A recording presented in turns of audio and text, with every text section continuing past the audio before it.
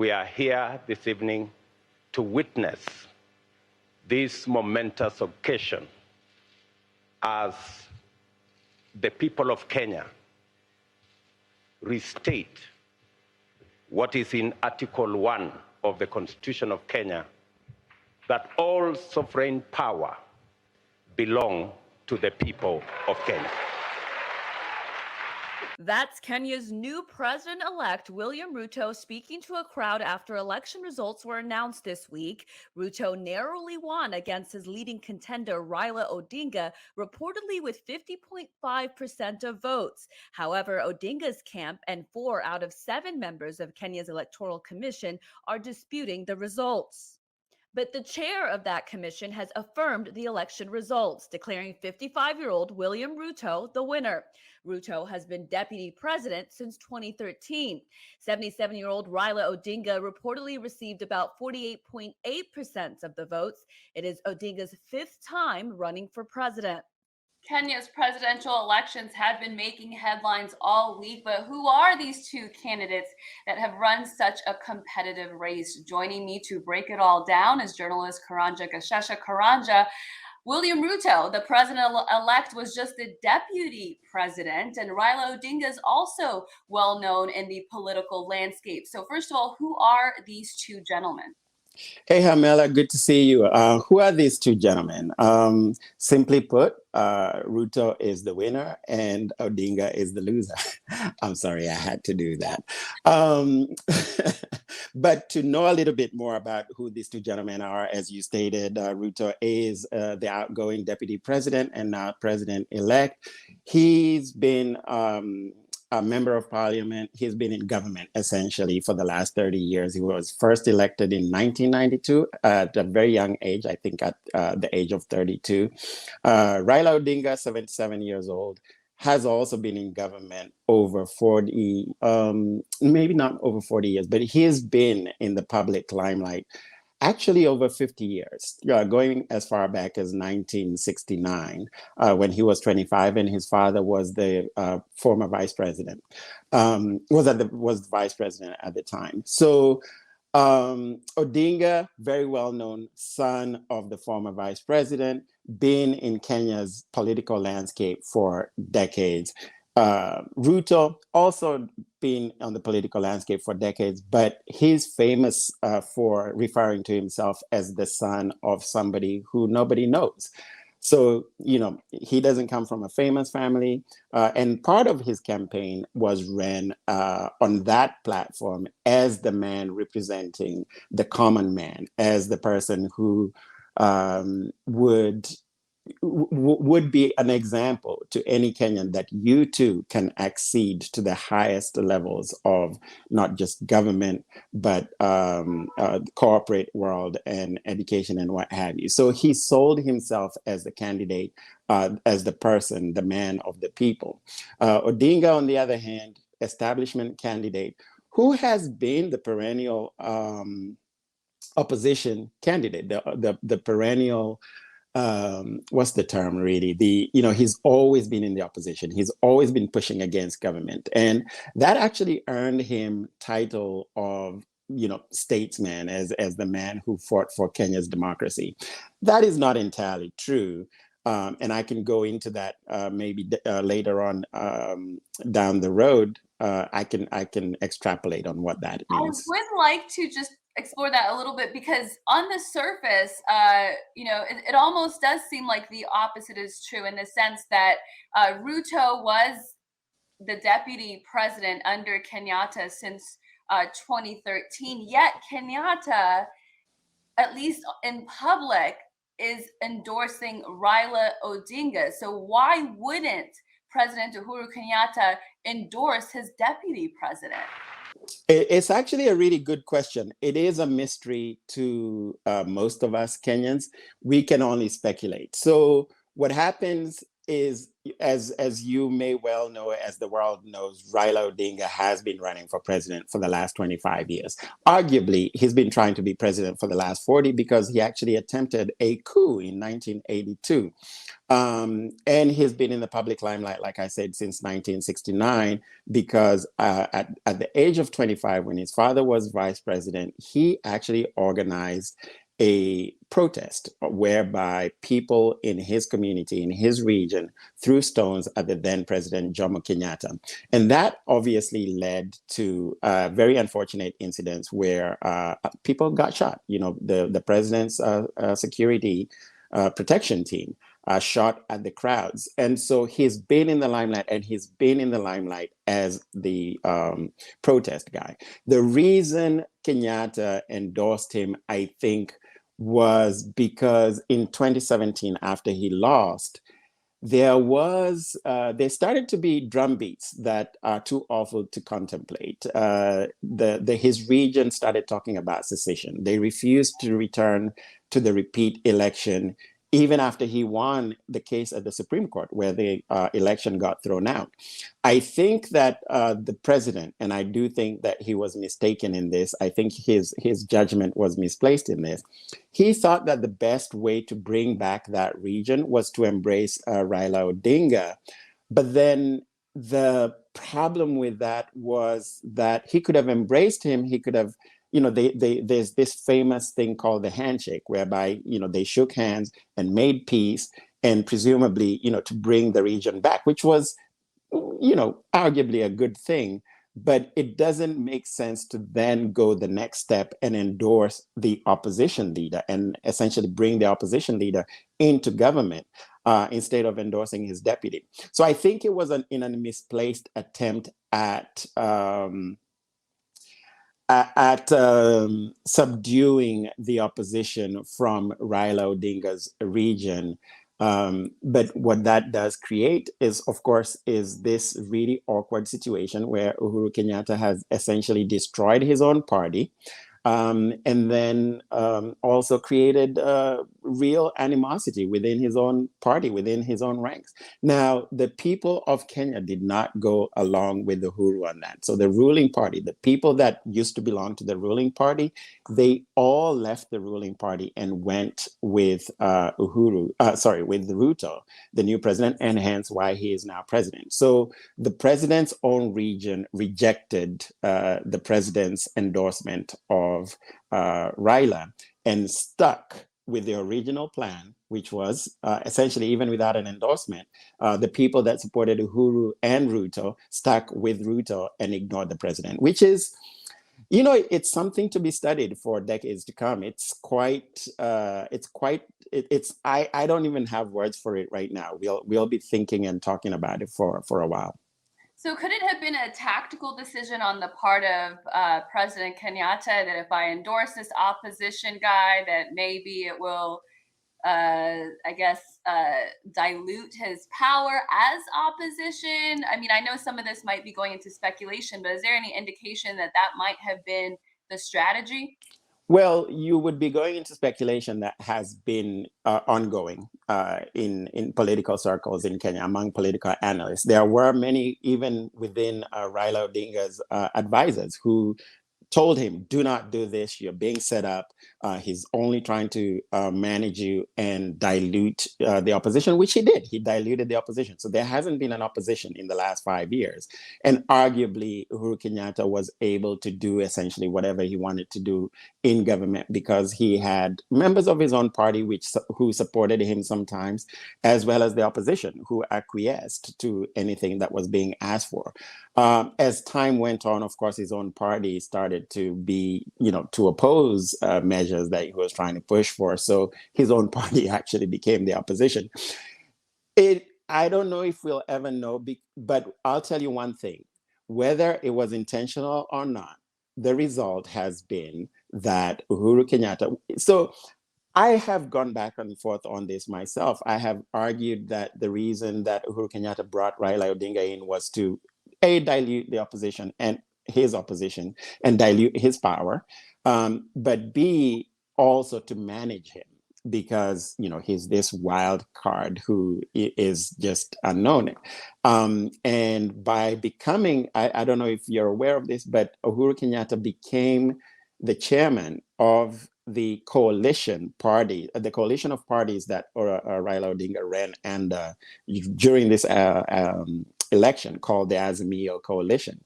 So Uhuru Kenyatta, the outgoing president, is the chairman of that coalition, which is, there's just so many political machinations. Honestly, it is real political theater. It is really interesting. And so that would appear that he did so to manage him. So because essentially he's the boss in that party, in that coalition of parties. And what we are seeing is that Odinga is much more subdued. His protests are somewhat subdued. So it would appear that he did bring him in quite specifically to do this, to manage him, regardless of whether or not it was deliberate. The reality, though, is that it did weaken Raila. It strengthened Ruto. He placed Ruto in the position of opposition at a time when government is not popular. And whether that is a pure coincidence or whether it was planned is hard to tell, because this happened pre-COVID when he, endorsed Odinga. But then COVID came, of course, and then Russia, Ukraine, and there's no government out there that's popular right now. And that includes the Kenyan government, high inflation, COVID, just a depressed economy that places Ruto in the position of opposition at a time when government is unpopular. So, take for Ruto. It also takes away the power of Raila Odinga's ability to claim that he's been robbed in this election, which, that's what he claims every single election. We have people, his own supporters right now, making fun of him and making memes about the guy who never accepts to win. And, now they're saying, well, if you're always being robbed, well, why aren't you robbing like everybody else? Like, what's wrong with you? Why is it that every other politician can rob you, but you can't rob? Even when you have the deep state and the president behind you and the whole entire system behind you. So people aren't really having it. There's a small portion of his fanatical following that go along with whatever he demands, sends, they go out on the street to demonstrate and destroy property and what have you. But that's just not happening this time around because they're fed up. They're tired. This dude's been running for 25 odd years and never accepts to lose. So President Kenyatta's endorsement of him definitely takes power away from his ability to do that. So whether it's a masterstroke of genius or it's pure accident, we'll never know. The one thing for sure is the impact. It helped Ruto. The other thing about that I can't help thinking that the president must have been aware. As president, he's getting intelligence reports every day. So he must have known that Deputy President Ruto had far more support in central Kenya, the president's own region, than not only than Raila, but enough to propel Ruto to power. So either the president ignored the intelligence reports that were telling him that Ruto was going to win, or it was a scheme. If it was a scheme, then I will tell you, President Kenyatta stayed in character all the way till the last day. So we'll never know. To that point, and we'll get off of this in just a second. To the point about him staying in character, I was just taking a look at some of the news coverage on this, and there's news coverage talking about Kenyatta saying that his deputy president, now the president-elect, is not qualified, is immature. I just want to play that clip, but we'll get off this topic, and I have another question for you about the larger impact. Deputy President William Ruto has scoffed at President Uhuru Kenyatta, asking him to stop meddling in his State House bid.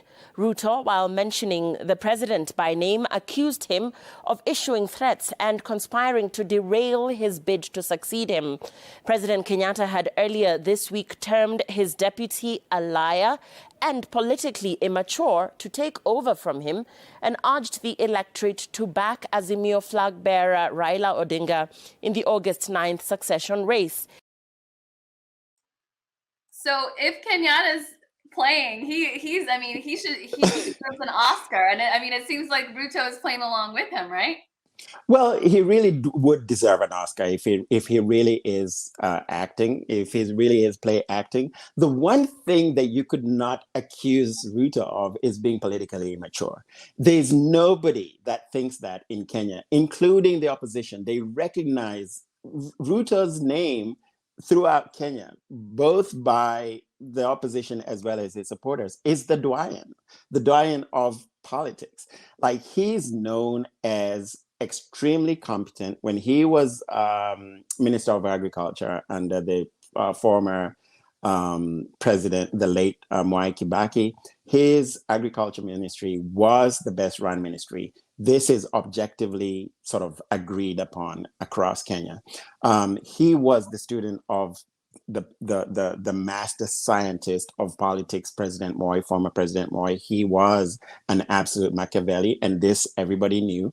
And Ruto was his student, but Ruto also was the student of Raila Odinga, and then of course Mwai Kibaki, and then President Uhuru. He is a really good student, and he's known as being a good student. He's known as being extremely competent, and he's proven that he is a master politician. He also took over power within his region, where he comes from, of the Rift Valley, where Moi is from. He took power over from Moi and suppressed Moi's own children, including former Senator current Senator Gideon Moi, who's just been voted out by somebody who ran against him under Ruto's party.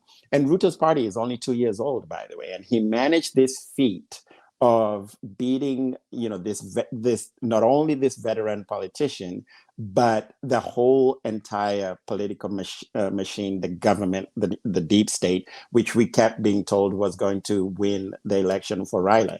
So it seems like a joke. Like, I don't think he unless he's drunk, he couldn't have thought that anybody believed that. So it feels like it goes along with the acting part. Remains to be seen, right? I think it's interesting that you brought up, and that I found in my research, that Ruto has an agriculture background, which is so interesting when I look at the direction of the entire Horn of Africa is going in, where the Ethiopian Prime Minister has been going in terms of focusing on agriculture. I looked at some of the speeches that Ruto made that really focused, or at least in speech, talking about the person that's at the lowest level of the economy, and considering that is his background, agriculture is his background, and you talk a lot about the importance of developing the agriculture in Africa and making sure that African countries can feed people as a sort of a geopolitical power tool. So how do you think that experience is going to play in what he does and how he handles the country? So this is one of the most exciting aspects of Ruto's platform for me. Of course, my absolute passion for agriculture. He is a farmer himself. He's famous for having started as a chicken farmer and chicken seller on essentially on the streets as a young man, and that's how he argues that he made his wealth. There are people who argue that that selling chickens couldn't have made him a billionaire, which is kind of ridiculous. We know here in the United States, the Tyson family are billionaires because of selling chicken. And interestingly, a whole chicken is more expensive in Kenya than in the United States. It starts at about $7 all the way up to $15 for the traditional breeds. He's exciting as somebody who really focuses on agriculture. And it is very believable because he really talks a lot about food security. He talks about food security being the backbone of a strong economy, of a strong country. He recognizes the importance of food security, and he demonstrates that by the way he talks about agriculture and the way he's focused his manifesto, his platform, his political platform, his campaign platform on the topic of agriculture. I do believe that he is going to concentrate much more on strengthening not just Kenya's food security, but the region's food security, because he recognizes that food security is national security. He recognizes that the importance of having food security in Kenya, but also food security in around our neighbors, because you can't have food security in one country and expect to have full sort of security in the region if your neighbors aren't on the same level or on the same platform. So I would be inclined to believe that he will be working very strongly, aggressively with our neighbors, with Abiy Ahmed, with with the Somali government, and all the way up to the East African region is now expanded all the way up to Congo, and I believe strongly that he will be working hard to strengthen the local economy of the region, of Kenya, of course, and of the region, to strengthen our food security. He recognizes, and I think all Africans at this point recognize how harmful our dependence on food from either Europe or the East has been during this period. And he obviously demonstrates that he's intelligent, that he has done very thorough analysis of the problems that are ailing Kenya. And it demonstrates to me that he's somebody who, at the very least, is thinking about the solutions. One of the things that he talked about while launching his campaign manifesto was his press secretary, in introducing the manifesto, talked about the fact that we had inherited not only a colonial legacy, but that we had perfected it. We had improved on it and perfected it, such that we continue to treat each other the way the colonial system treated us. It was exciting to hear somebody recognize that and articulate it, because it's not often spoken about, particularly in Kenya and particularly in the English-speaking world, the former British colonies that don't really think of colonialism as having that much of an impact today. They kind of, you'll find Kenyans being very sympathetic, for example, of our brothers and sisters in the French-speaking West African, former French colonies, and they sympathize with those countries wanting to free themselves from France. But they don't recognize that we are just, we are similarly just under the yoke of British colonialism as the former French colonies are. So it was exciting to see somebody from, from my country, obviously, but from the from the English-speaking world, the former British colony, speak about that, which suggests to me that it is something he's looking to overturn. And food security and our economy being regional, locally and regionally controlled, I think is a part of that. So, I'm excited to see what he brings. And of course, we can't expect a president to do everything. So we Kenyans, those of us who, who have an interest in those things, in food security, in farming, in a local economy, in a locally African-controlled economy, we have to push for it. And he's inviting people to do exactly that. Yeah, that's so interesting. There are actually a couple of questions that have come in about the difference between how some of the African country leaders have responded to the results of this election and how countries in the West did or didn't respond to that. So Eol, Alexander, and Fikr Ashanafi, I see you guys' comments and questions, and I'll get to them in just a little bit. But to your point, Karanja, if Ruto is that guy that is making those statements about needing to get away from some of the colonialism effects and impacts that continue today. There was one video that of Raila Odinga that was going around on Twitter recently in the last couple of weeks. Not sure exactly when it's from. It does appear to be recent, but that tone seemed to be the opposite of what William Ruto appears to stand for. I want to play that and get your insight on what we can glean from that. Other people have continued to compare Kenya with those countries around us. Oh, look at Somalia. Look at Ethiopia. Look at South Sudan. Look at Uganda and so on. Kenyans do not want to be compared with the worst in the world. You should be compared with the success stories. And I give people the examples. Other people have continued to compare Kenya All right, we don't need to see that twice. So he's basically saying, don't compare us to our neighbors, Ethiopia and Somalia. I mean, they're the worst. We need to have a higher standard of somewhere else. So, not knowing very much about his personality, what is that insight into? How awful really is that, right? And by the way, I joined on another browser just so I could read the comments. So I hope you didn't allow me on that other browser, because then I'd be looking weird. But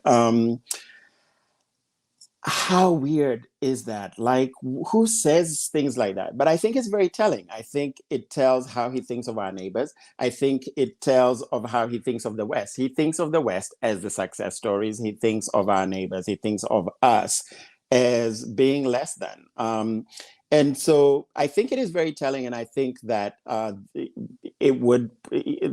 explains what we would expect from his administration. He's not going to be looking to work with our neighbors. He's going to be looking to work with the United States and the United Kingdom and the West in general. He's not going to be looking at our neighbors for solutions. He would be.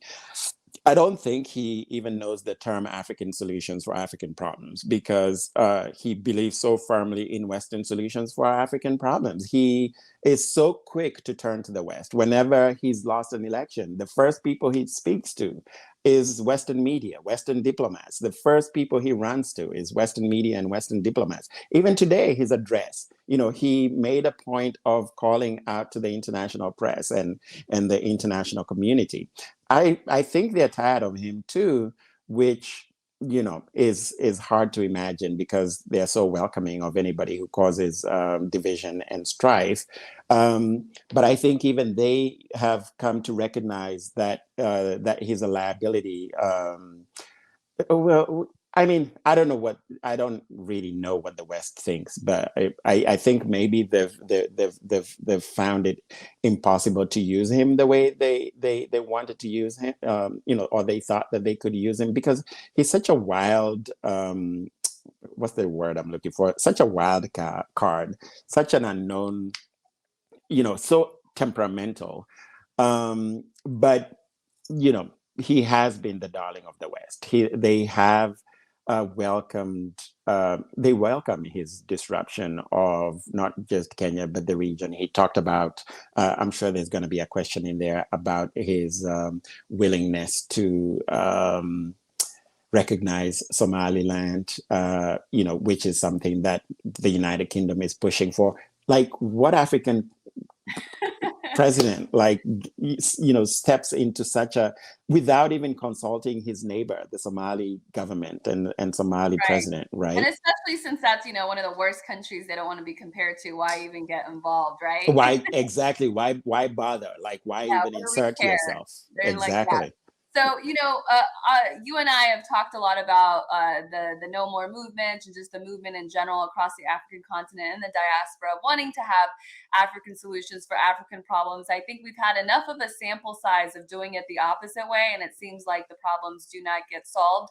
And so it is, I'm cautiously optimistic when I hear that in Kenya, more than half of the people went with the candidate that is going against that and going towards African solutions for African problems. There's a couple of questions to the that relate to the reaction of the West, so I want to go through them and give you a chance to respond. So Khalid said, has a single Western leader sent a message of congratulations to President-elect William Ruto along that lines?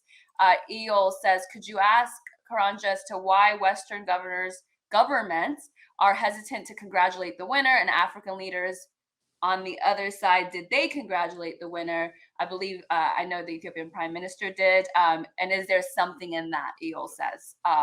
And then Fikr adds, has the West accepted the new president? Hope they'll accept Kenyan democracy, right? And nominated democratically the president they want. So they're all sort of asking the same thing, right? What's been the West reaction compared to African leaders' reaction? And what does that say about who Ruto is as a president-elect? I think it says a lot, right? the congratulations from both Farmajo and Abiy Ahmed came in quick and fast immediately. Immediately he was announced. Like, you don't even congratulate a president until he's inaugurated, right? Like, and if you're going to congratulate him for his election, at least, you know, it doesn't come within minutes. But that's, you know, I think the fact that Farmajo and Abiy Ahmed, two leaders that are well loved by their people, two leaders that are fighting against Western interference. The fact that their congratulations came hard and fast, I think is very telling. I think it must mean that they know something that probably even the rest of us do not about Ruto, because I'll be honest with you, I don't know that much about his overtures towards people like Farmajo and Abiy Ahmed. But what we have seen is that the African leaders have been very quick to congratulate him. I don't think any Western leaders have. I actually don't think it's important. I don't think it matters. The Kenyan election is far more transparent than the American election. The Kenyan election is so much more verifiable than the American election, so much more democratic, obviously, than both the American election or the American system, or the British system, where we see Liz Truss being elected by 300 dudes, like, you know, and they call that democracy. So anyway, you know, the Western acceptance of Ruto does not matter. Kenyans don't care for it. They're not interested. Kenyans are waking up slowly to the fact that the West looks to report the worst about our countries. I don't think Kenyans have been sensitized quite to the same level as Ethiopians, for example. I don't see Kenyans jumping onto a no more style movement or even the no more movement. I rarely ever get Kenyans joining me in my spaces. We are talking about you know, anti-imperialist spaces essentially, but I do think that the Western governments have a wariness of Ruto. They are definitely very comfortable with Raila. And so you see them making noises about urging Raila to pursue recourse in the courts, to pursue recourse for his loss using legal means. And I think that, maybe not so secretly, they would want to see the election overturned and Raila still come to power. He's just an easier quantity to work with. And actually, it goes against everything that I said earlier about that, the fact that they might be tired of him. I don't think they ever get tired of puppets. Thanks for watching. Please remember to hit subscribe, and please consider supporting independent journalism by going to patreon.com/HermelaTV and becoming a member. Thank you so much for your support.